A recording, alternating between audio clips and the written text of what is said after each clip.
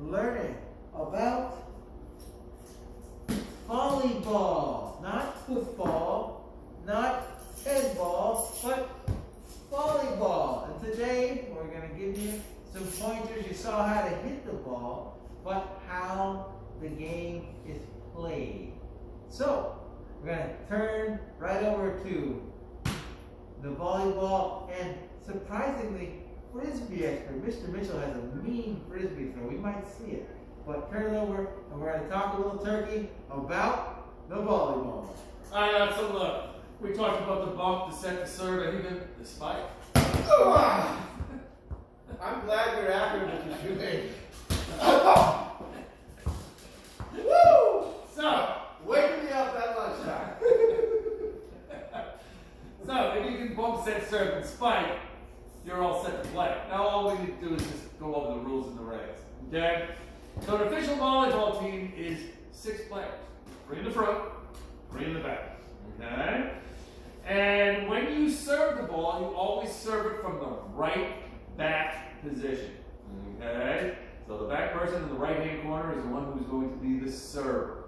When that person serves the ball, they can serve either underhand or overhand. Obviously, overhand is a better weapon, but the option of the game is to serve it over the net and have the opposing team not be able to get it back over to your side. Any way that you can do that works. Okay? So the right back will serve the ball, will go over, and then the team on the other side will try to bump and then set and then spike it over so that they can then win the point.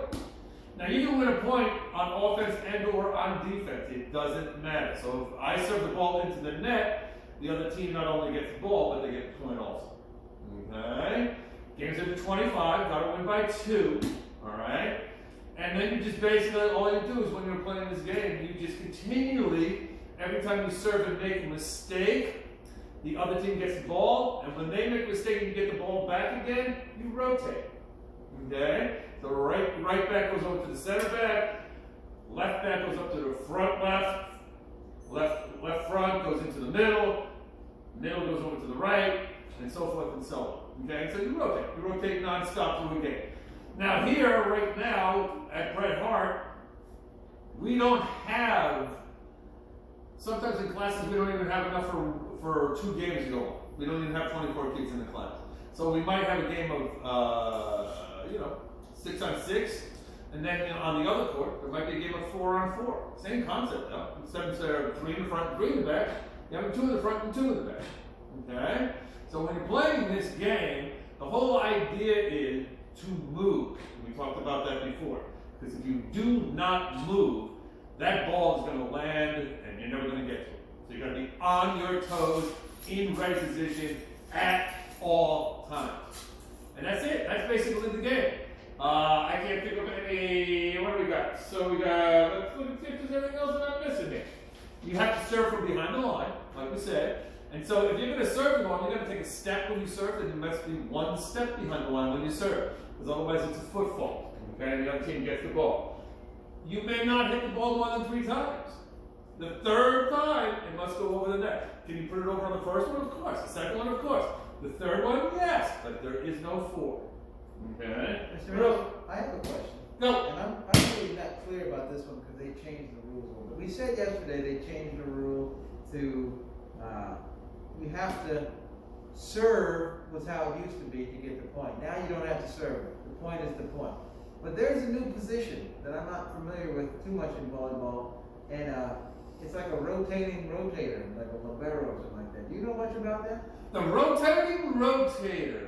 I know about the setter. I'm not sure about the rotating rotator. I believe there's a position called a libero, and now if you play at an organized volleyball thing here, they have a person who's a defensive specialist that plays all along the back line, that can rotate in and out and kind of stay in the rotation without coming off the court here. You have to get down. They're changing the rules on us, folks. That's what happens. When you're as old as these guys, it happens, all right? You should see that Mr. Moore-Himmick's popping in football. Spike, ready? On the break. 1, 2, 3, spike! Right under the chest. See how accurate he is? His Pop Warner football picture, when he was a little guy in 7th grade, they still had leather helmets. Just sitting there. No face mask. But here's the deal. Volleyball, great sport. Mr. Mitchell is absolutely correct. right? Got to be on your toes, ready to go. Remember, we got the bump, right? If you're a setter, fingers, use the fingers. Setting up, you can't catch it. You got to set it up in the air. And then, of course, my favorite, the spike. Now, some of those guys get down, they jump in, they dig, all right? Someone spikes. Mitchell gets a spike up on the other team. I got to drive down and save it. I can dig it out of there. Great sport, lots of action, and lots of fun. You can play it anywhere. That's the beautiful thing about volleyball. You can play it on the concrete, on the volleyball court like ours. Play it in your front yard. Play it at the beach. Oh, beach is great because you can dive flat out and try to make that ball. Then you land in the sand, you're not hurt, you make a great play. Absolutely. Lots of fun in volleyball. So, another great sport coming at you. How many of you guys out here have played volleyball before? I'll bet a number of you. Now, here's another question. Same question, taking it up a notch. How many of you play organized volleyball for a team? Great sport, great energy, great hand-eye coordination. We love to see more. And Brent Hart usually has a very good team. Absolutely. And Mr. Shoemaker mentioned the dig. The best digs I've seen are when the ball spiked and the person can't get under it to bump it or set it. So what they do is they dive straight out and they put their hand like this, and the ball's coming and hits the top of their hand and bounces up. Oh yeah. And then someone else makes a play. Now that, my people, is a dig. That's taking one for the team too. That's getting in there and selling. Boom. In addition, a couple other things I think of. When you're serving, you cannot go over the line before you contact the ball. So when I serve, I'll do the dump method from underneath. I'll dump it in, boom, and then with my momentum, boom, I'll go over the line. Same thing with the overhand. You can overhand it, boom, and then go over the line. Also, when you're serving, if you're serving it and it hits the net, boink, it goes over, that counts. During a rally, you can rally it, bump, set, or spike. If it hits the net and goes over, that counts. Those are actually great serves. You ever see those serves? Very hard to Hit return. the net and then boom, right down. Very difficult to return. Yeah. Very difficult. So that's the game in a nutshell, basically. Small little nuances like lines are in, and you can't hit the ball twice in a row. Those are the little nuances also. So if it hits the line, it's in, right? It's not out. It's not like basketball or football. All right, you hit the line, that counts. Mm-hmm. Any part of the ball that hits any part of the line, it's in. It's an amazing thing. It is. It's an amazing thing. Volleyball is a fun sport. I agree. And we're going to be playing it soon. Yeah. I got a question for you guys. On average, how many days a week, excuse me, do you work out? And on average, how long is the workout? Mr. Mitchell? 5. I try to do weights one day, cardio the next. Weights, cardio, weights, cardio, weights, cardio. Sometimes if I have enough time, I'll do cardio every single day. I'll do like 20 minutes of cardio and weights. In the good old days before COVID, before I had a bad hip and everything else like that, I do 60 minutes on the bike or on the treadmill or on the elliptical. And then other days I start benching and doing all that kind of stuff with the weights. I like free weights myself. I know Mr. Shoemaker is a big free weight fan. So I'm looking forward to when gyms are fully operational again. The gym that I belong to, I no longer belong to. They were closed for over a year, and they were taking money from me, and I'm like, why should I just donate money to a gym that I can't even go to? So I stopped going to that gym in probably another month or two. I'm going to have to rejoin a new one. But I'm looking forward to it. Boy, am I looking forward to it. Because not only do I miss being able to work out intensely with all different machines and free weights and everything else like that, I miss the camaraderie. Yeah. I miss going into a gym where everyone is pumped. You ever go to a gym, everyone is pumped. Everyone is feeling good because everybody's working on their body. There's nobody like whining and crying in gyms. They're pumped just to get themselves in shape, and you can feel it in the gym. You can feel that positivity in the gym. You can't. Good accountability too. Mr. Shoemaker, how many times a week on average, and then on average, how long is each workout? Reminds me of a song from Mr. Mitchell. It's my party and I'll cry if I want to, cry if I want to. Oh my No. All right. Scary. I love the free weights I work out. Honestly, 5 days a week getting in the weights and the exercise, but the reality of it is, not even intentionally, but I guess overall intentionally, I do something every day. All right, every day I at least do a hike. I ride a bike somewhere. I definitely do the weights.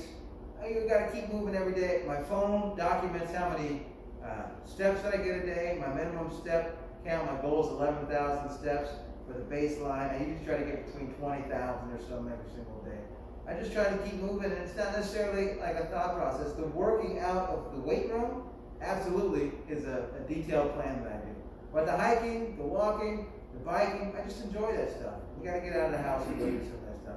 I'd say in the weight room I probably spend on average 45 minutes to an hour a day, because you know what? It's not about how much time you spend in there per se. It's the intensity of getting it in. If you can go to the weight room for 2 hours and not get as much done as you can get in 20 minutes if you're not pushing the intensity. So I spend about 45 minutes, sometimes an hour, and then I do a lot of hiking and biking and stuff like that. Excellent. For me, about 5 times a week, and then it depends on the workout, but hour and 15, hour and 30 minutes. But it's interesting, what you just said, Mr. Schmidt, so true. The intensity.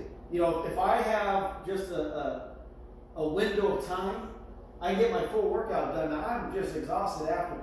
Or if I have 3 hours to get done when I could get done in an hour, I'll take 3 hours. Sure. And it's just frustrating. Yeah. That's a benefit too, Mr. Mitchell, going to the gym. Everyone's highly motivated. And you get in and get out. Well, do you guys know what you call a train that sneezes? A choo train! A choo train! Honk the horn on that one! Hey guys, what's one thing you can stop doing to be more successful?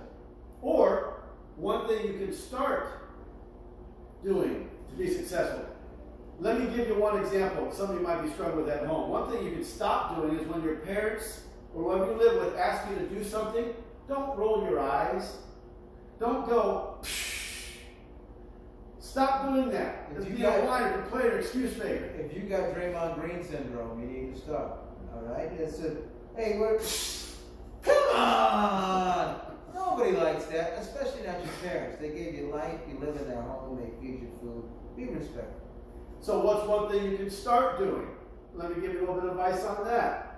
Maybe just start off with making your bed. Make sure your room's clean. We talked about this stuff before. Take out the trash before they have to ask you to do it. Put up the dishes before they have to ask you to do it.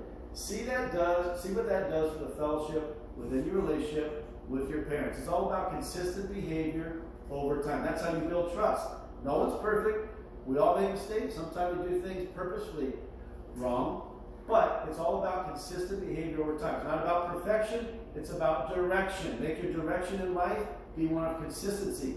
HR squared. Honesty, respect, responsibility.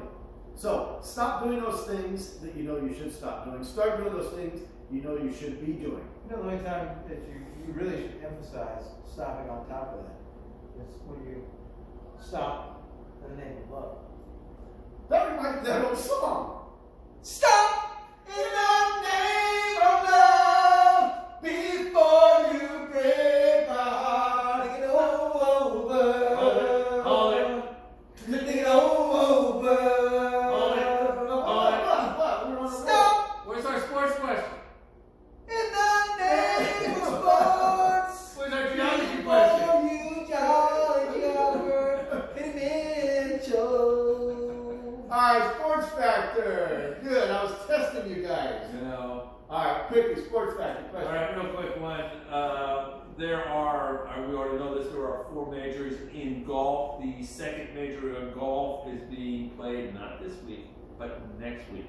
Which major is it? I was going to say where, but I think that's more of a geography question. Geographer! Exactly the geography question. Where, what city, state is it located in? And I got a question. So you're telling all the kids to take out the trash, but what about the papers? Take out the papers on the trash!